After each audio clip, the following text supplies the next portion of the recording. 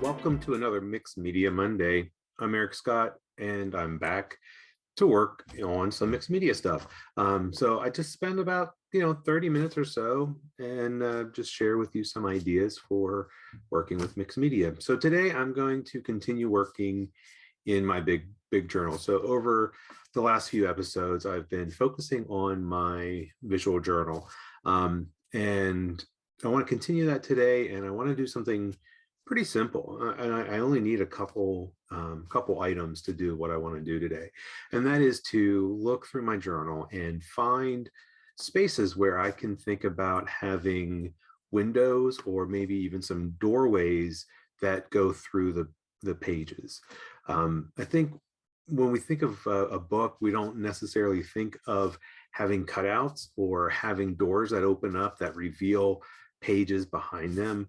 I mean, I think we're just so used to that idea of reading a book, and we don't typically have books like that, especially whenever we're older. Sometimes whenever you're young and some of the books are a little bit more interactive. I don't know why that changes whenever we get older. But anyway, this is a great way and an easy way to make your journal more interactive, and it's a great way to add a different dimension to your mixed media work. So let's go ahead and get started. So today I have my big book. I've got a cutting mat and I've got a craft knife. I know some folks call these X-Acto knives, but X-Acto is a name brand. And so a craft knife or a hobby knife. So today I just want to find spaces to start to create some windows and doors. I've done this a little bit in here, but not very much. So just kind of looking through, and sometimes I'll find shapes like this that just seem like that would be a really good space to cut through. And I always have to check the other side. And then I realize, like, oh, it's got something, a piece of fodder there that I don't want to cut through. So yeah, that might not be such a great place to do that. Pages like this, like these circles, could be a possibility, but again, I've got some notes on the back. That's why sometimes this is really good to do like before you get a lot on pages, because you have more options. But even like looking at something like this, I could think about, do I want to cut? Maybe not on this side because I do have those notes on that side, but even if I just cut that part, that would be a little door that could open and close. And looking over here, yeah, there's some stuff here, but it might not matter. So, if I cut this, I wouldn't be taking it completely out. So this would still stay intact. So that's something to think about. But I actually have some little windows cut already over there. And I didn't cut those two out because, again, there's something over here. So let me just flip through and see if I can find some spaces. So, there's a space, but it actually goes through a couple pages. So there's 3 windows there, and then there's a little window there. Go through. See, something like this can be really interesting. So I've got these 3 spaces. I don't have anything really too much on the back. Let me start with one and see how that goes. So I just take my cutting mat. So you can use a cutting mat if you have one. If you don't have one, you can use an old magazine or some cardboard, just something that you can put underneath so that you can cut through and not cut through your pages. So I've seen some folks do this and they don't have anything underneath. Actually, I've done it before, and you end up cutting through 3 or 4 pages, which can be really interesting, but maybe not what you wanted to do.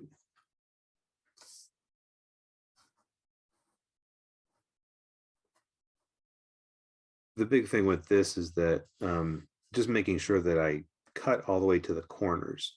That's the biggest thing that I see. So actually, I cut that out pretty well. So it doesn't really affect anything over here. And I'm going to save that because it's got some some stuff on it. And then what's really interesting is that it's kind of random. And so it's got that word make, but I like how the writing kind of ties in with the writing that's there. So let's go ahead and I think I'll go ahead and do the next one. Yeah, and it's just a matter of carefully cutting out, and I can do any kind of shape. I love finding these spaces. So when I first started doing some of these shapes in here, that was kind of my goal, was to make some spaces that some other stuff could happen, including cutting some of this stuff out.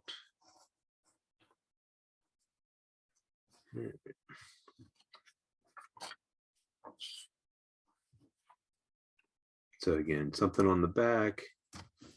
All right, let's go ahead and I like how it just sort of gives those peaks of what's underneath there.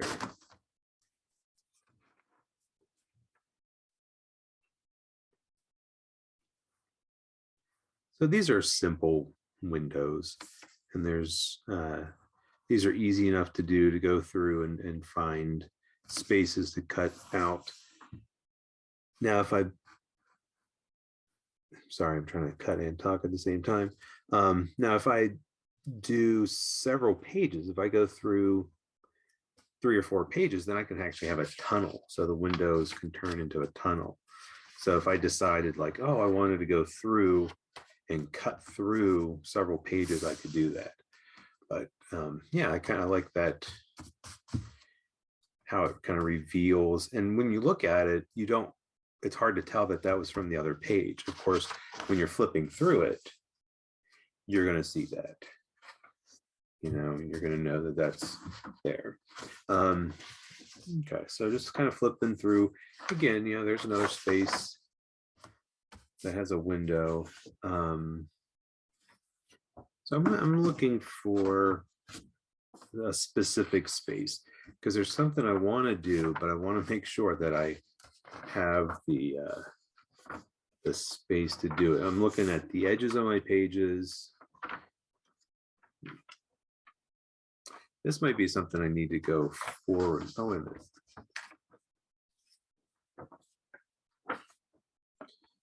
Just kind of.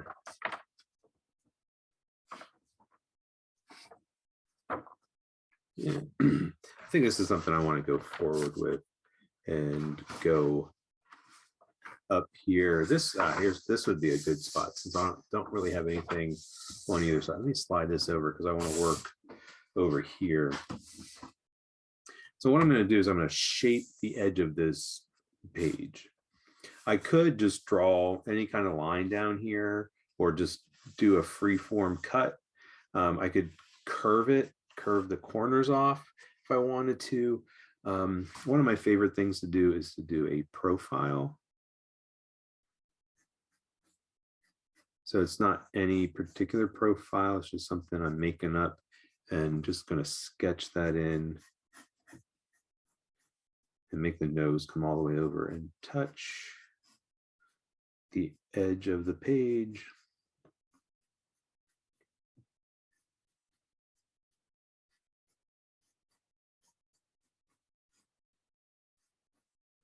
Okay, so it doesn't have to be realistic. It could be kind of stylized or whatever. Okay, and then I just take my cutting mat, and again, I know that there's nothing on this side where it's going to interfere. And just going to cut. I could cut this with scissors. A little bit easier and quicker to do it with the craft knife.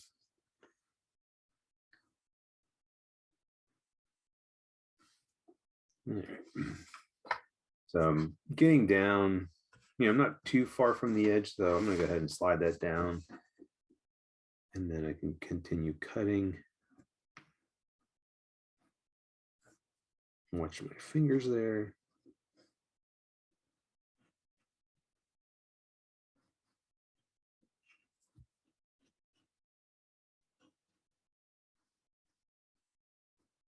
Okay. And since that really doesn't have anything on it, I don't really need to save that paper if I don't want to. But I am going to take my eraser and just get rid of that pencil line on the edge.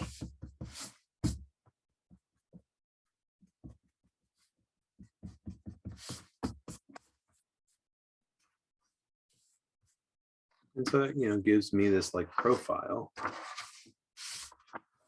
And when I add paint or things like that, then I can really make sure that, I can figure out how that's going to interact with both sides. There's one more thing. This might be a good spot for it. Might be interesting because if I do something here, this kind of depends. Oh, actually, thinking about doing something over here.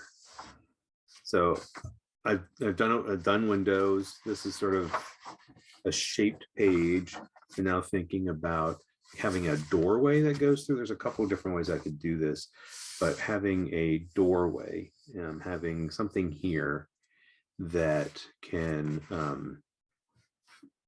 I can cut and then it'll flip open. I think what I want, I'm going to do a circle. So I have a compass. This is a safety compass. Used to use them whenever I taught, even with high school, because they were pretty easy to use. I want to have like a not a perfect circle, but have a circle that opens. And so maybe up just a little bit. So I have the center. This is the center of the circle. It's on the inside or in that crease there. And then I just need to have a half a circle. I think I'm going to go, I could go all the way up here. That's 5 inches. That'd give me a 10-inch circle, but I think I'm going to go a little bit smaller. Let me just double check. All right, nothing on the other side. So I think I'll go here, which is 4.5. All right.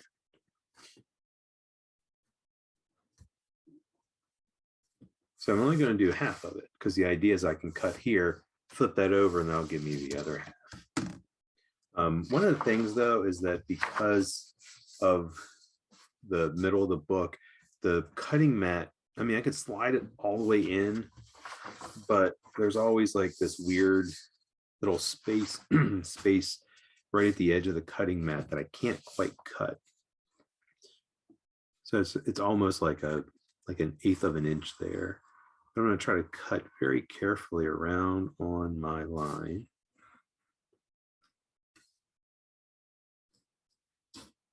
Come up this way.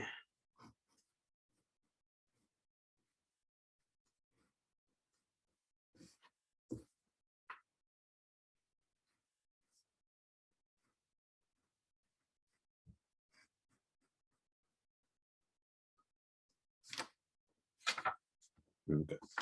Now I'm going to remove my cutting mat, and there's this little space like right here and right up there. And so I'm going to kind of lift up the page and try to not cut through the other pages.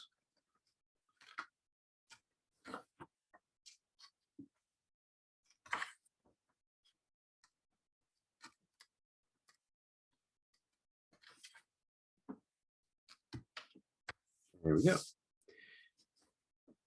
And so you can see how just by turning this page now, that creates a circle.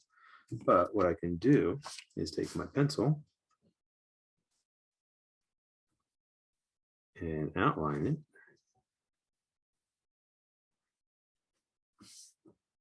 it. And there, I've got that circle now.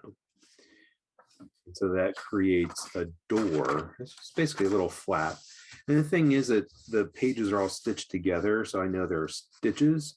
So that you do have to be careful. Sometimes when you're cutting, you might cut a stitch, and then the book can start to fall apart. It's one of the reasons I like to work in a hardbound book.